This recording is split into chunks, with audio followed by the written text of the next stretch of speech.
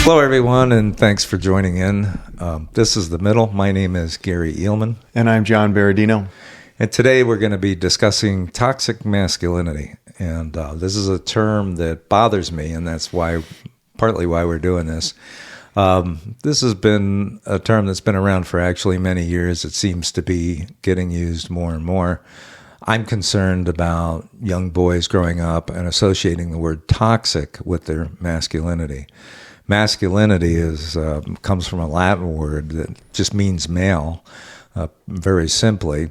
And when we talk about toxic males, we're also addressing not only grown men, but young men trying to find their way into manhood and understanding the balance between masculinity, femininity, and everything on that spectrum. John and I have had some very good discussion about this, some very lively discussion. I thank you for joining us today. And if you enjoy our content, please do subscribe or give us a thumbs up. We don't do this podcast for money. This is not a monetized podcast. We do it because we enjoy it and because we think they're interesting subjects that other people can benefit from. So subscribing really helps it. Us want to stay in it and put more time into it, which we donate to this. So thanks again for watching, and let's talk about toxic masculinity, John. Okay. Well, a large portion as to why we initially wanted to address this topic had to do with our exploration of manhood, navigating manhood, and what does it mean to be a man. Now we're talking about the term masculinity and how it relates to toxic masculinity, which is a concept created to help maybe organize our thoughts around some harmful expressions or experiences that we've come across in society that we see in social media and in other venues. But Gary, I know it was you who was struck by this initially, and you started to explore some of the terms that kind of orbit around it. I know we wanted to go through those today. So what were some of those that you came across when you did the internet search? Well, yeah. So the word toxic bothers me. It's and again, coupling that with masculinity sort of makes masculinity a pejorative term in my mind, which it isn't. It should be celebrated like femininity is celebrated, right? And so I didn't have any way of really, other than reading long papers to study this. I'm not going to do that kind of in-depth research. I wanted to have a conversation about it. Yeah. And I think it's an important conversation for us, for parents of boys who are growing up and might be exposed to this type of thing. And so that's why it bothers me. I have sons, grandsons, and great-grandsons.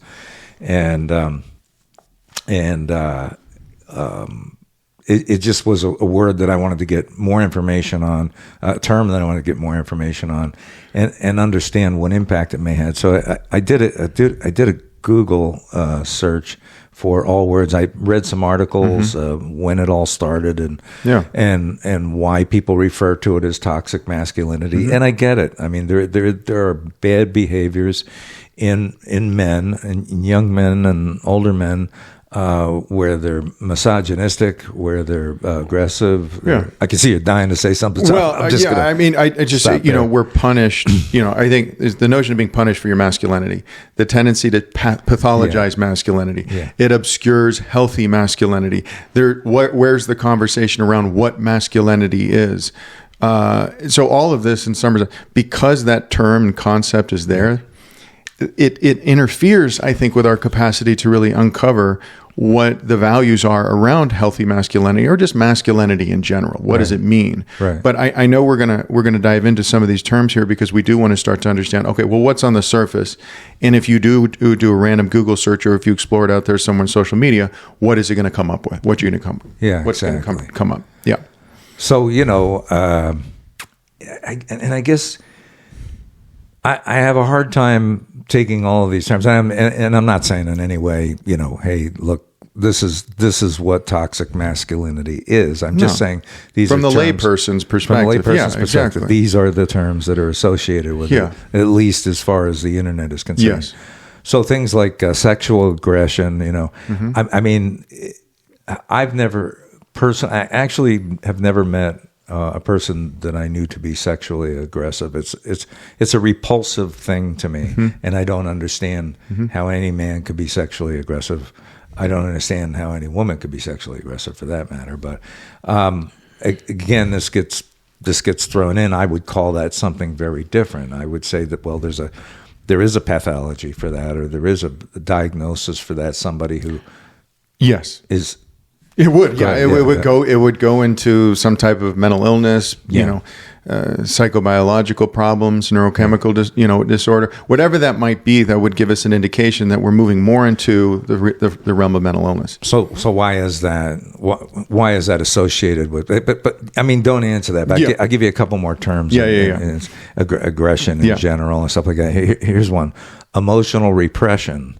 Now, how is that toxic to someone else? I agree it's toxic. In this case, I would say that's toxic to the person that's experiencing it, right? So the same as isolation, that's associated with it. So that if that's toxic, isolation, it's toxic to, if I'm an isolated person trying to live in society and adjust to the norms, that's toxic to me. It's not toxic to everybody else. Right. Well, yeah, or we would think so. We would, yeah. I think the problem that we have is we have a term that, yes, pathologizes masculinity, but it's not a term that's rooted in any type of science. It's not a term that's been explored or expanded upon through research and then used in the clinical field. Yeah. It's just out there. Yeah. And we use it and we label it. And then, like I said, it obscures healthy masculinity and the ways in which we can come to understand masculinity. I think that when I think about masculinity, I think about, if I think about it from a Darwinian perspective, it's like, just because men are bigger and stronger, and they are in general, and this is part of the evolution of the species, right? Yeah. I mean, look, our closest relatives are chimps. And in the chimps society, their social structure is that the male is dominant. Right. The male is also bigger and stronger. Yeah.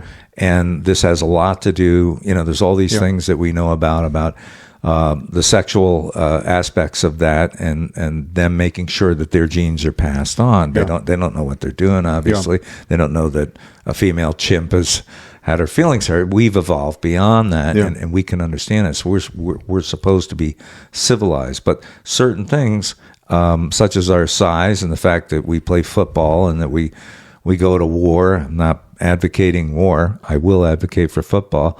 But the fact that we're bigger and that we're stronger, those aren't negative things. Those are part of our species. Now, the fact that we've dominated the workplace, and to the extent that women have suffered from that, and thank goodness that's beginning to change. We have women in Congress, and we've got 10% of the CEOs of Fortune 500 companies are women.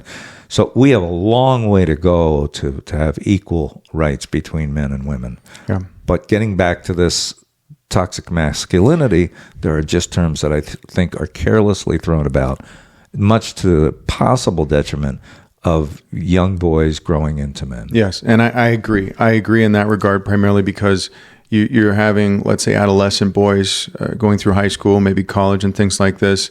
They're exposed to those images, those messages on the internet or whatnot, and that's obviously the most formidable medium to receive information and to observe and maybe then emulate.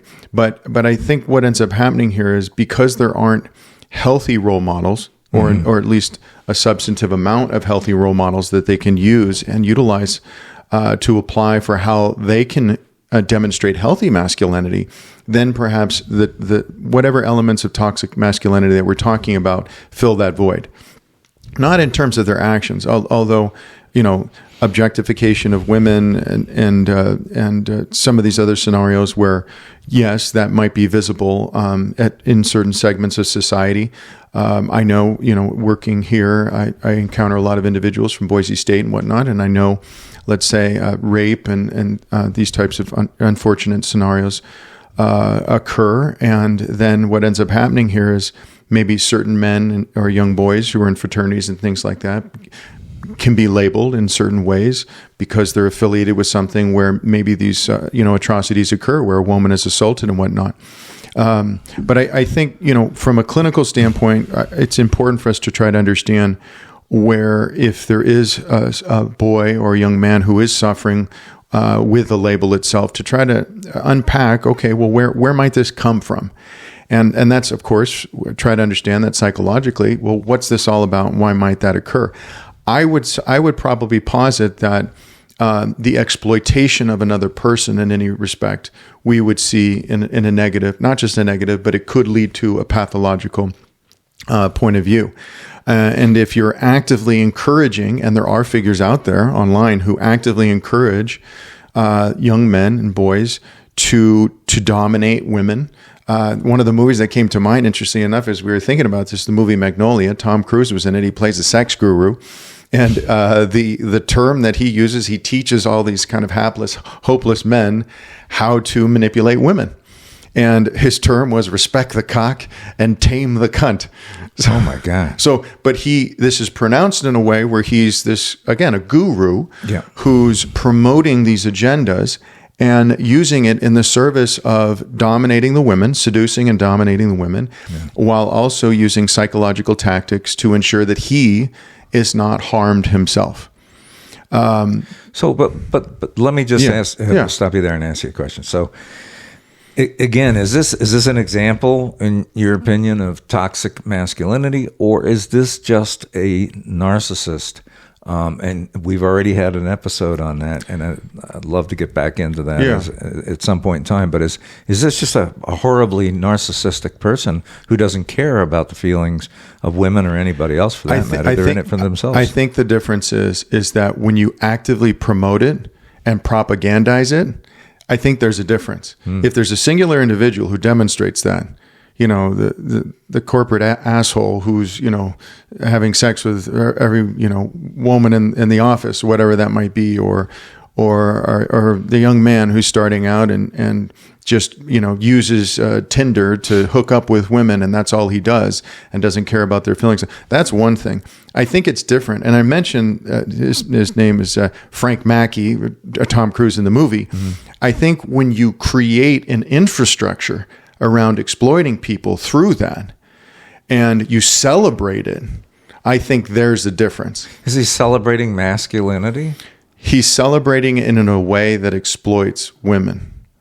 So that's where that's misogyny. That's misogyny. And I think what happens is when you have this concept, you're saying there's all these other features that are a part of it. Yeah. Yeah. And you could say it could go from being highly problematic and uncomfortable and unpleasant to kind of perceive and see, but then all the way down to something pathological and antisocial. So that's where I think, again, we're trying to piece this apart to understand what it might be. But from a clinical point of view, what we have to understand is there's a toxic sense of entitlement that comes along with some of these behaviors. If I've been hurt or abused by a woman, then I feel that I can abuse and hurt them in return. So it takes on kind of this kind of entitlement that then justifies poor behaviors to women. And I think we're going to agree, misogyny, objectification of women, of course, any type of sexual or physical violence, this is all wrong. It's all wrong. It's all wrong. Subjectively. But then objectively. But then what we have here is, okay, well, what's good? What's healthy? Yeah. How do you empower a young man to experience healthy masculinity so that he feels that he can navigate through life scenarios without having to harm another person in order to get his needs met? But it's interesting, as you went through that just now, so you came up with all these different names for their behavior, right? A pathology of some type. But you only added in the word toxic in one of those. Entitlement. Yeah, toxic. Entitlement. I said toxic entitlement. Yeah, toxic. Entitlement. Yeah.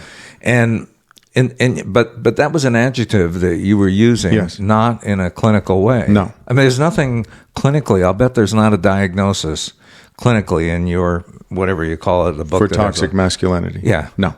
Okay. No, and that's why we're talking about the label. I'll bet the word toxic is not in that anywhere. No. It's used as a colloquial kind of reference. Yeah, but I think I'm gonna, and again, I'm happy to be wrong about this. But it just seems to me that's a generalization, and you just said it's colloquial. I can't say colloquial. I actually can, did. But I can't this morning.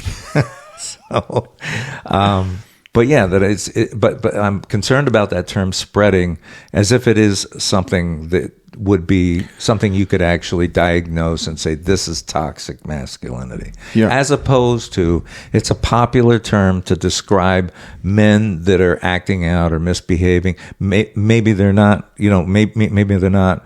Not aggressive toward women. They don't mistreat women. They don't objectify women. But maybe it's something else. Maybe they're really into masculine things or something. And we now have labeled them with this word toxic. Yeah, I think toxic is a word that sucks. It's the problem. It's kind of like, I see it like anger management. Yeah, it's the only emotion that we have where there's management behind it. Yeah. So it gets demonized and stigmatized, and anger, I believe, is one of the most important emotions you can have. That needs to be really, really studied and understood and mastered in terms of effective expression of that. But we don't do that. We don't talk about anger in a healthy way, and we don't talk about masculinity in a healthy way. No. But from a clinical point of view, when we're referencing this, I do think it is, we're stripping away the layers here, and there are fears of emasculation. There are problems with empathy and the articulation of emotion. There's actually defenses, I think, that are layered into how we see this concept here of toxic masculinity, a Freudian term, reaction formation, a psychoanalytic term, which has to do with this kind of excessive and unreasonable kind of expression of behavior to make up for where perhaps there's an insecurity or feeling of inadequacy. So it can be amplified in a way that looks and feels aggressive. But I think what we're trying to do is to say, well, what is the term itself? How does it relate to maybe other, and from my standpoint, I'm saying there's unconscious features here that go back to probably a fear of being abandoned, rejected, and then you layer over that this highly compensatory behavior, defense, as a way to make up for where you feel insecure. There's a lot of what I call wandering, wounded men in the world today because there is a dearth of healthy, effective role models. Mm-hmm. It's just the way that it is. Jordan Peterson is like a god to many men because he communicates from a position of expertise and authority in the field of psychology. But I think a lot of people look up to him as for direction. Mm-hmm. And I think you see that in many other realms of our society today with some unfortunate figures. Yeah, I like Jordan Peterson. He's you couldn't find anybody more straightforward than that speaks his mind. Oh my God, he's just straight out there.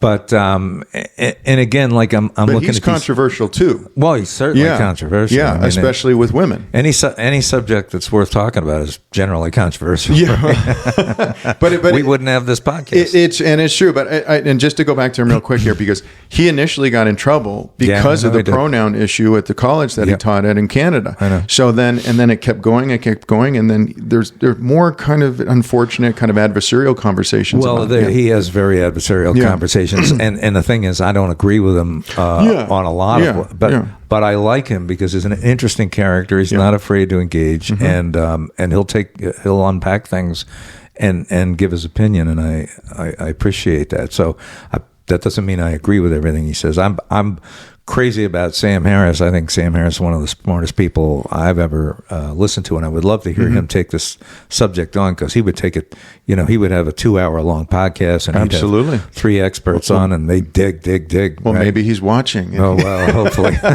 Sam, if you're watching, we really want you to take this one on.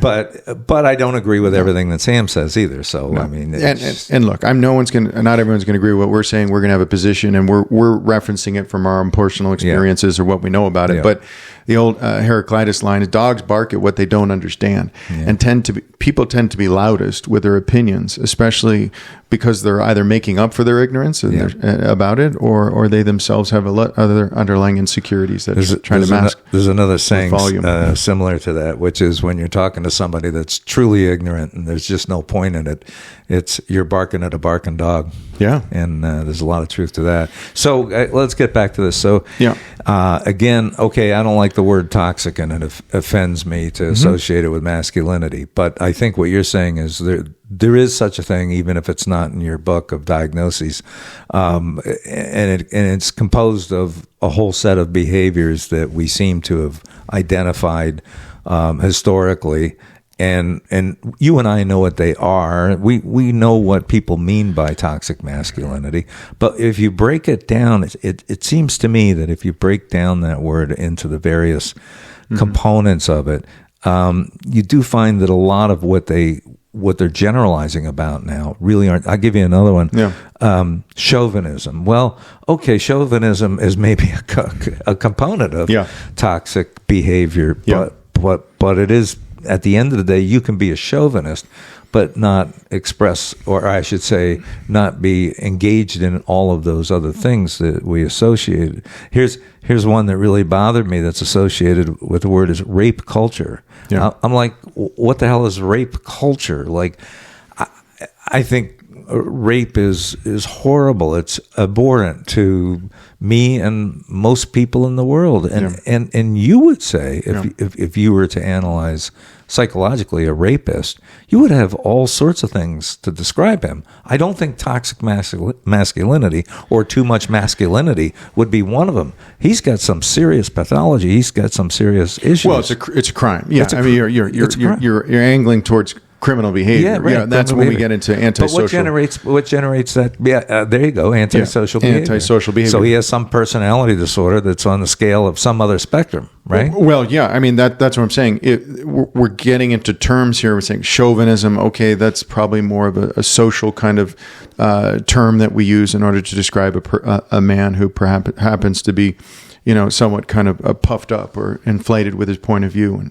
But I think if we're talking about toxic masculinity as a concept and all these other terms that tend to orbit around it, it's highly problematic because now we're going from, okay, well, what's this concept, to then, oh my God, as I dig a little deeper here, I'm seeing all pathology for the most part, with the exception of some of these other terms that might be a little more innocuous, like chauvinism for that matter. But low empathy is on there. I know we kind of talked about that. And I think antisocial might have been on there as well. But competitiveness, I think, was on there. Excessive competitiveness. And stuff like that. Okay. Like low empathy. Low empathy. That's not gender related at all. I mean, it has nothing to do with masculinity. No, but when it populates, these are the terms that you get. And I think the problem is that we're not talking about healthy masculinity. Right. I mean, I really think that's the fundamental problem, because it obscures our ability to be able to explore what that is. I just think what you're going to see mostly in society is these types of expressions, these amplified expressions of masculinity. And again, we're saying, well, what is masculinity? Right. If we're putting, an adjective before it and saying, okay, well, this is toxic or whatever, healthy, we're saying, okay, well, what is masculinity? Do we even have a concept of what it is? Well, I mean, again, the word itself is pretty simple, right? It means male. There's nothing more complex than that I could find in doing some research on it. So I think what we really mean is, what is a healthy level of masculinity, right? How is a healthy man a man? He's already masculine by the definition, by the technical definition. Mm-hmm. So what is a healthy man? And how do we define that? Somebody who's well-balanced emotionally, somebody who has respect for women, somebody who has respect for themselves and loves themselves and is not insecure, can express love. All these things that we've been talking about in every other podcast about men speaks to those issues, really. Mm-hmm. And so toxic masculinity means a toxic man to me. Mm-hmm. And certainly there are toxic men. I can't deny that. But I think it's such a broad generalization to say that is why it bothers me. And when I hear it associated I'm going to say this again, but it makes masculinity itself a pejorative term, and I don't agree with that. I would say this. I would say when we don't have an understanding of a concept like masculinity, then we tend to venture into extremes. Yeah. We're talking about, let's say, freedom these days, democracy. These are, big buzzwords that are coming up in light of the elections and past and present leaders. If we don't have an understanding of what masculinity is, then we're gonna move into problems of polarity and fundamentalism. And I think since we don't have that concept of masculinity that we can pull from, either through role models, examples, or instruction, then I think it's easy to fall into stereotypes and then probably pathological expressions of it, because we just keep going. Mm-hmm. And we don't know. Think of an alcoholic. The alcoholic doesn't know when to stop. Yeah. Because they don't have a way of being able to moderate their experience or modulate that experience, whatever that is that's kind of influencing or pushing them in that. But even when you see an alcoholic drink, you'd be like, you're sipping on your drink and he's pounding them, and you're just like, what's the rush? And then the next thing you know, he's going. He doesn't want the night to end. He wants to keep going. So there's this force that's driving him to continue to keep going. And I think, unfortunately, what happens here, a body that's in motion is going to stay in motion unless operated by. We're into physics. To some extent, unless repelled by an opposite or equal opposite force, and we just don't have that force. Yeah. We're trying to be that force and to say, okay, we need to stop this and have a conversation about it. We need to start to, kind of explore and excavate what that is, so that we can get at least to a place where we have a conversation about what healthy masculinity is. Yeah. Because we're worried about the consequences, right? Whether it's my son or your son, we're saying, well, what are the consequences? But that applies to both genders, right? So absolutely, a woman sitting in a bar slamming down drinks is, problematic the same way a man is, and we don't know what drives that. And sometimes, we have theories about it. Yeah, we have theories about it that numb things up and all that. And AA has all kinds of theories about it and what you do and what you don't do. I guess what I'm saying though is that from a very very simple view perspective, a very limited perspective, that's an alcoholic engaging in alcoholism. Right. It's not a toxic masculine, man or toxic femininity. It's just an alcoholic. Now the reasons for those are many. Yeah. Not unrelated to. Well, yeah. In my mind, anyway. And I'm sorry, I was using an analogy in the sense that there's some force that's pushing that person in that polar position, that extreme. Yeah. So, and while we have, there's a lot of study on, let's say, something like alcoholism, we're saying, well, how are we exploring what toxic masculinity is? Yeah. And most of it just comes from, social media type things, because it's this term that's just kind of floating around there. And we're not saying, how is it harming young men and, boys growing up? How is it harming them? At least I know we talked about this. This is one of the things we kind of wanted to unpack here. Yeah. How is it harming young men? Yeah, that was my whole concern about it. And that's what initially got me into it. Right. It's so prevalent in our society. Yeah. It's heard right and left. You hear it in, the memes or whatever it might be. And we're saying, how is it harming them? So what would you say your opinion is on how it's harming them, Gary? Well, I think when you're growing through adolescence, and you're as exposed as you are now. Now, when I was young, I, of course, never heard those words. I didn't know. And we were finding our way through growing into manhood, as we did a podcast on, much by looking at the people around us, and almost zero influence from social media. Mm-hmm. Now we have 5-year-olds with iPads. I know because my niece had an iPad at 5 years old, which, okay, maybe at 5 years old, she's playing games, or my nephew's playing games, but then they get to be 8, 9, and now they're reading things. And to the extent that they see terms like this, and they understand what the term toxic is, and they understand what the term masculinity is, again, I worry about. I have lots of boys in my family, young boys growing up. I have 2 future step grandchildren that are growing up, and I wonder about what impact this has on. It can't be a good impact. I don't think so. I mean, if little girls were looking at things, people talking about toxic femininity, I don't think that would be a good thing either. I think men are most impressionable when they're frightened. And when there's a void of information and models, I think that's when desperation sets in and we tend to. Well, as an adolescent, you're frightened all the time. I mean, you're frightened of every social situation you're in. You're frightened because you don't know where anything is going at that point. You're reaching puberty. There's all kinds of confusing things in boys about when they reach puberty, and they're at a very sensitive period. They got to understand things, and a lot of boys don't have parents that can, guide them through that, fathers that can guide them through that. And that's, that was part of the, could have been part of the subject of our Fathers and Sons podcast. But I just think that's how it's impactful to them, is to be looking at something on social media or anywhere and seeing those kind of terms put together and recognizing that they're part of a group. They're part of a cohort, that in being male, that they're that gender that well, am I toxic because I'm masculine? And yet maybe their heroes at that age are very masculine. I think, you're bringing it back to your era when you were being raised, there were a lot more figures, I think, in society that we looked up to and admired. Yeah, that's true. Yeah. So take somebody like, I love this subject because I simply love this guy, and not for the reasons that many people would think in his early days, but Arnold Schwarzenegger, to me, is just a really, really great example of a man who grew up, at a very culturally oppressive time for women, and knows it now as an older man like me. He's my age, I think.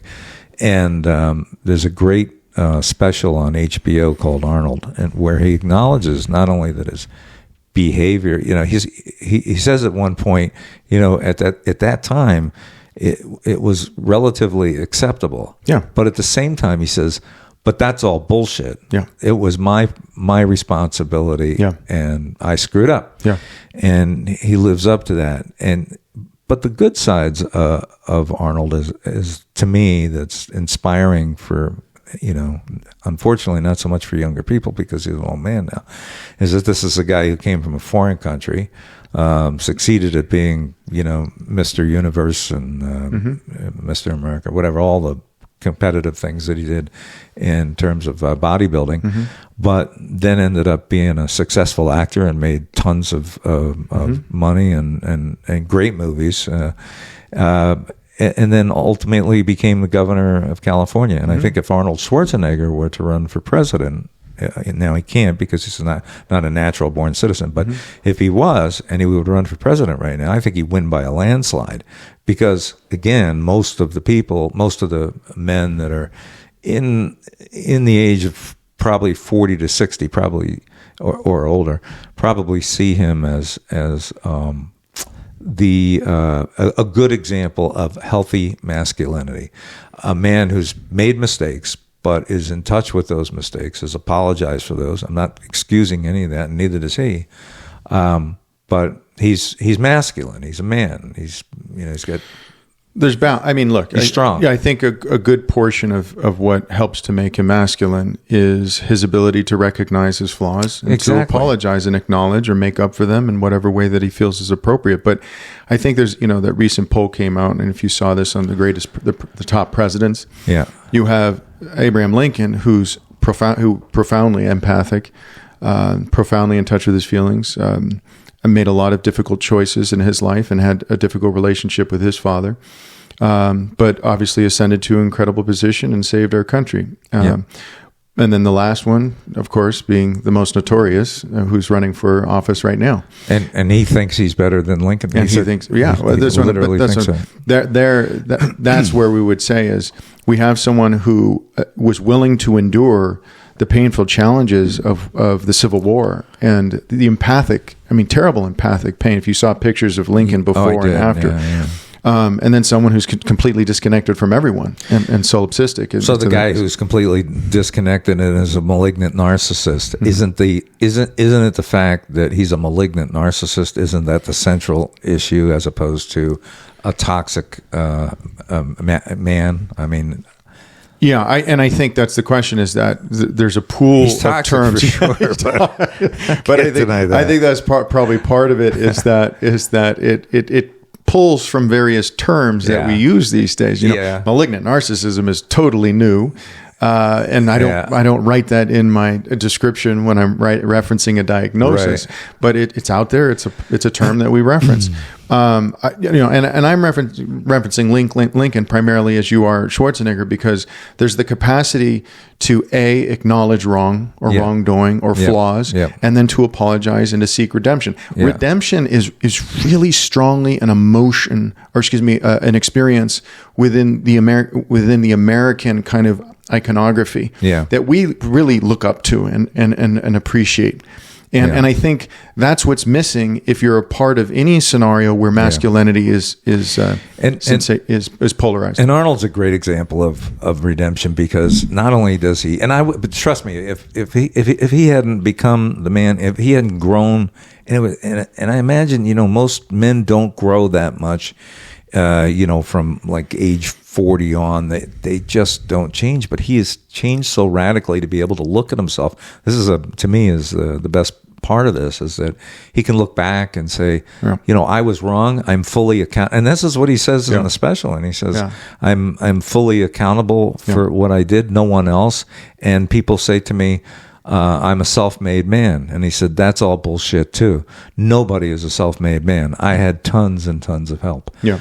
And, this is something the guy you were just talking about could never say, even though he inherited, $400 million from his daddy. Well, and again, that speaks to, there's the literal entitlement that goes along with that. But then there's the feeling of being justified to demonize others, to harm others with your words, or to hurt them in ways that continue to marginalize them. Yeah. I think I'm hoping what we're angling here towards is to understand what it is that men want to give. Yeah. Because if they don't have an opportunity to find a model to learn from, then they struggle to place their passions in the appropriate places. And that's when they go into really, really problematic scenarios in life. But I think we need to learn from our past in a lot of ways. Hegel said, what we learn about history is that we don't learn. I just wanted to say, what's that? What we learn from history is that we don't learn from history. That we don't learn. No, we don't learn from history. So I wanted to say that I'm not afraid to say the man's name that we were talking about, who's running for president right now, except that two of our episodes were knocked off for being political. Now they've been put back on, but I don't understand it, because everybody's names, all the politicians' names, are all over YouTube and every channel. So I just don't get that. But anyway, I'm just playing it safe so that we don't get our episode knocked off. Well, that for a long period of time, you couldn't name your baby Adolf in Germany. Is that right? Really? Oh yeah, yeah. There was, I mean, the stigma that's associated with certain people, and I presume that will happen here eventually.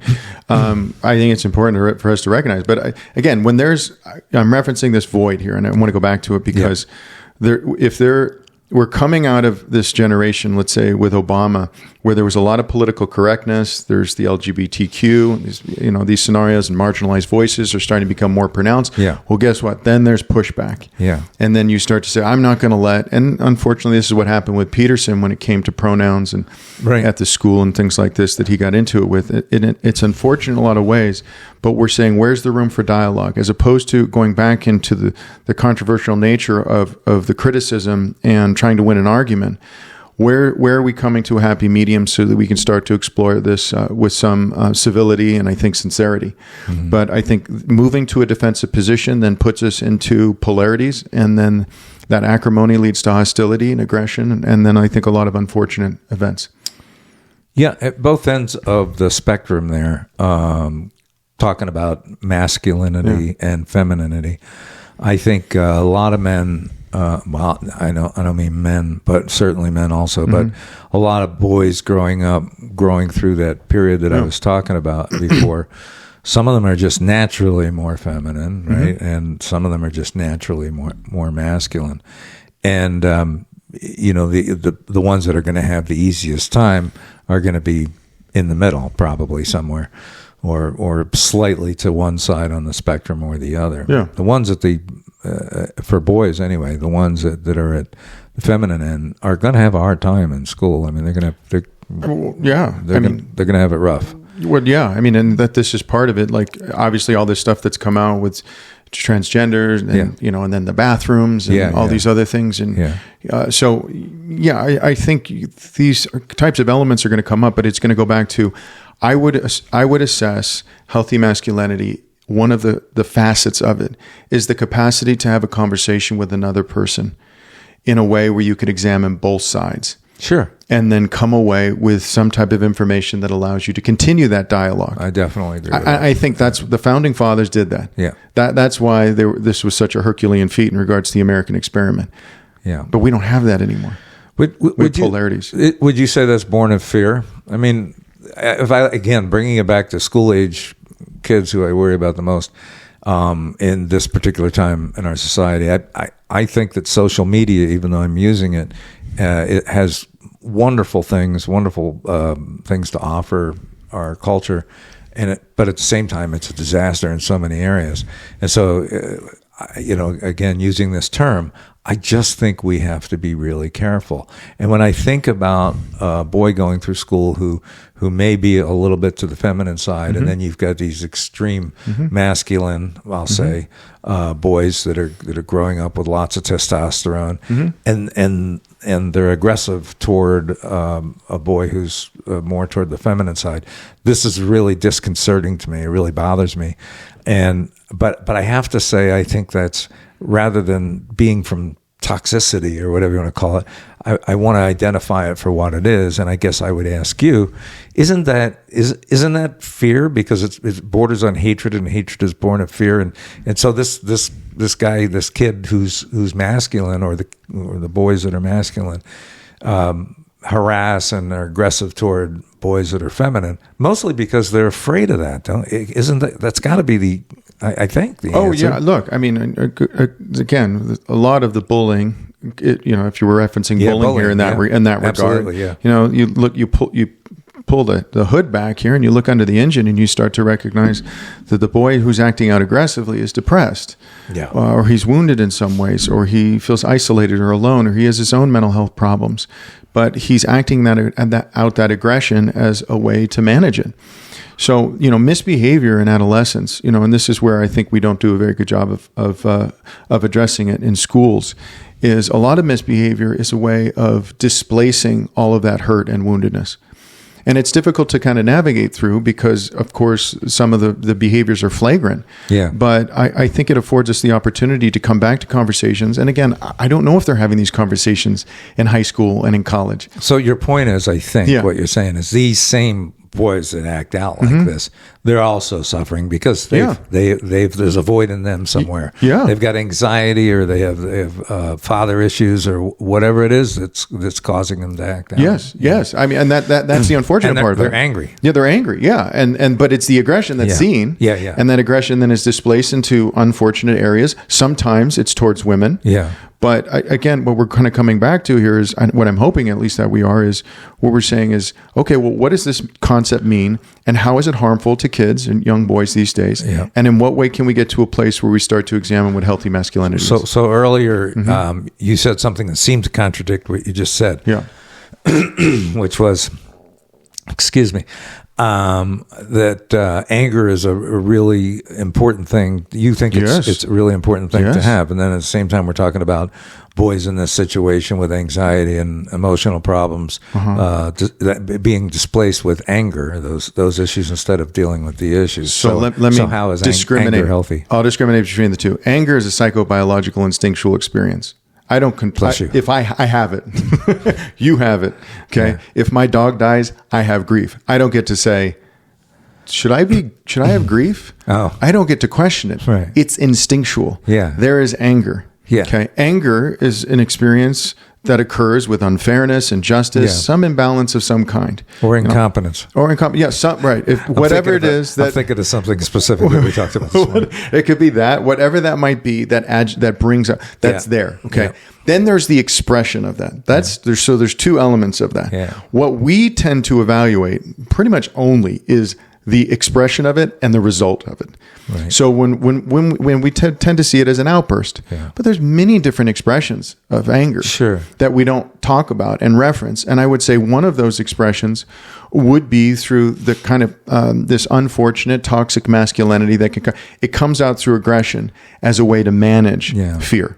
Aggression is not the same as anger. Aggression is an expression of anger, is what you're saying. There could be intermingled in some ways, but they're different. There are healthier ways for us to express our anger. And if you look at it, and it goes even lower, anger would be kind of more midbrain. Let's say aggression is probably more deeper in the lower part of the brain, which has to do with our reptilian brain. But and that's where the sexual instincts are going to be as well. Mm-hmm. These are foundational parts of many species, including our own. Mm-hmm. So, but it comes out, and we're using the term aggression, but I think what we're saying, it could come out as violence. It could come out in many other ways. It could come out in bullying. But what I'm coming back to, and I think what we wanted to address is that these young men are suffering. Yeah. And we're trying to access that suffering in a way that provides them with an experience where they can learn and they can heal and they can grow. But if you keep throwing that term out there, then they might push against it and then continue to keep displaying the behaviors that are associated with it.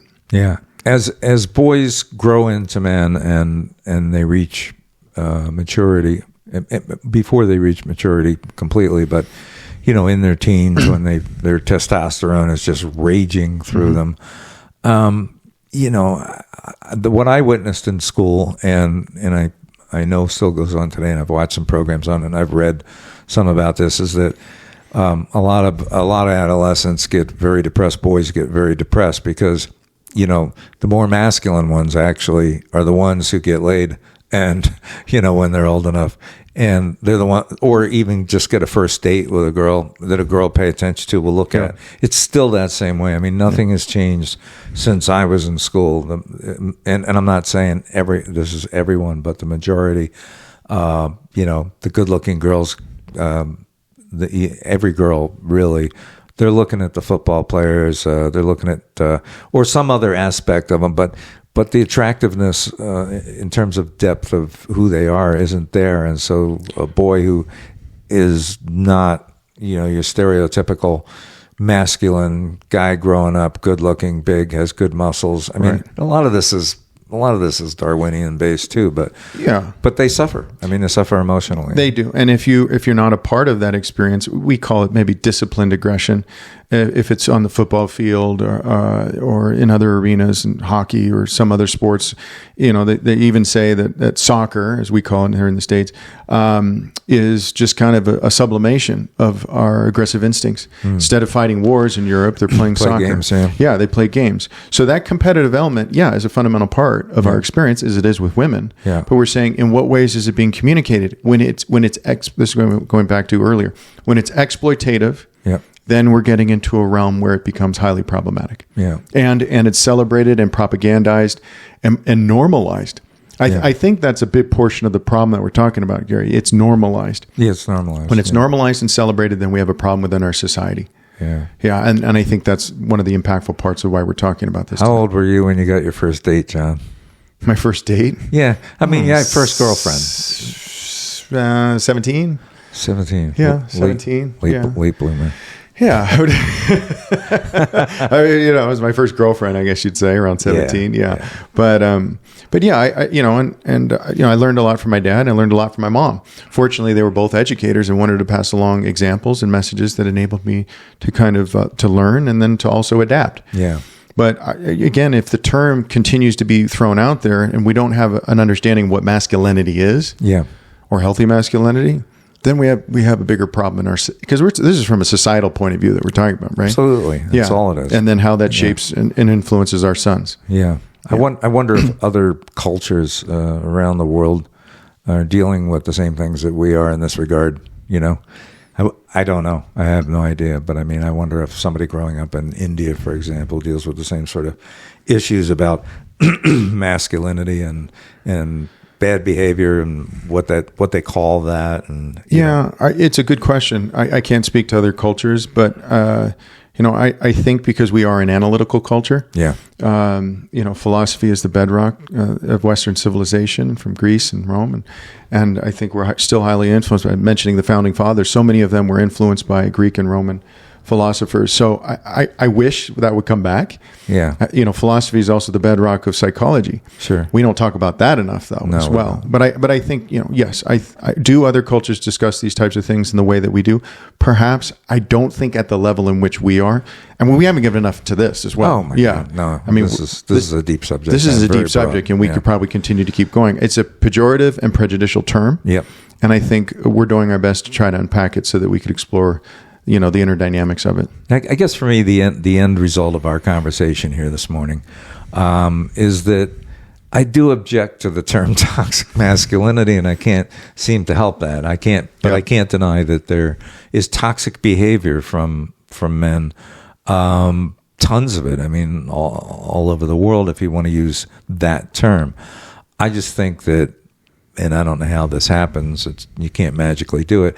I just think that it needs to be addressed for what it is. And so, if there's a way to say that a person has a particular issue, they're aggressive or they're narcissistic or maybe both of those, then that's what we ought to call them, and not just keep generalizing about somebody who may have some components of what might be called, if there's ever really a strong definition other than a concept about toxic masculinity, that might be called what they are as opposed to just generalizing about it. And it concerns me for parents of boys and for boys themselves that gets to happen, and that we get a better handle on this so we can be better parents, and that boys can grow up with a healthy sense of self. Yeah, I 100% agree. I think it obscures healthy masculinity, and when it's overgeneralized like this and brought out into social media in its amplified form, it can create a lot of problems for this generation. Yeah. So I'm hoping by having more conversations like we are about it, we can start to get to a point where we're discussing the impact of healthy masculinity. But I think the challenges are always going to come from, well, what models are we going to pull from in society? Yeah. I mean, I remember, I can even think back into my era when people were still talking about John Wayne and Joe DiMaggio. Right. Songs are written about these guys. They were iconic figures that we looked up to and modeled our. I'm not saying that they're the healthiest of people. No, but I agree with it. It was what it was. I mean, those are the people we looked up to. They were for sure. Right, but we're struggling to kind of find those today. And if we are, perhaps they're not the healthiest of people. Exactly. Wow. We could get into that, but we're out of time now. Thank you for watching. And for The Middle, I'm Gary Yillman. And I'm John Beradino. And we'll see you on the next episode. Thanks for watching.